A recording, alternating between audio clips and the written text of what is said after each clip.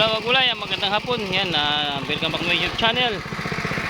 Ngayon po yung pinagmaysan din araro ko na ano, yan. Hindi ko na video kanina kasi medyo mainit yung panahon, tapos biglang nag yung ulan nagayak sana, kaya minadali ko na. So hindi ko na na-videohan. Ayan, so hindi naman umulan, umambun lang. So katatapos ko lang mga gulay, yan. Yung ginamit natin, mini Raptora, yan. Ayan yung umararo sa kanya, ayan. Yan lang po yung pinangararo ko, yung maliit na machine na yan. Yan yung naararo niya, yung pinagmaisan ko nga, yan. Hindi naman masyadong malawak ang praso, no. Then sinabugan ko na rin siya ng kangkong, ito to. Nagdala tayo ng 1 kilong kangkong, yan. 1 kilong kangkong. Kangkong po yan. Sinabugan ko yan paikot. Yan, dinaanan ng yan, katatapos ko lang daanan yan. So paikot yan, update ko kayo, pakikita ko sa inyo yung kangkong niya pag sumibol, yan.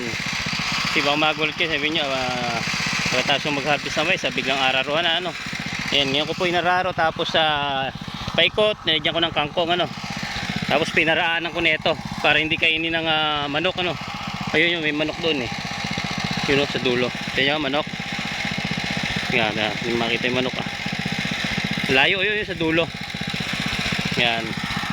So mga gulay, dito na lang. Yan ang update sa yan update dito sa pinagmaysan naararo ko na. Nataniman ko na rin ng kangkong Siguro bukas pwede ko na tutudlingan ng aking manumanong araro. Yan pinong-pino ang gulay. Yan napaganda. So yung lalim nito is mga ganyan kalalim, siguro mga 5-6. Yan ang lalim ng talab ng ngipin ng pang-araro ko na kahit maliit.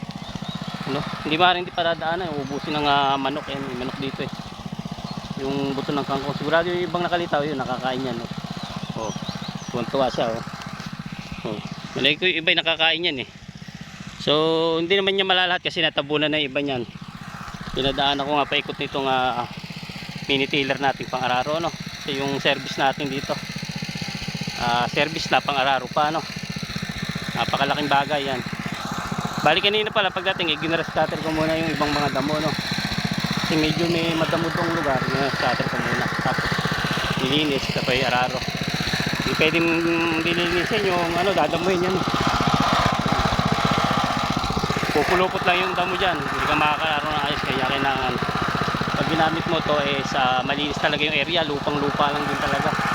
Pag gamitan mo bahagyang-bahagya lang, di pwede yung sobrang lago. So yung magulay, dito na lang update sa dito sa pinagtaniman ng mais, okay na, nararo na.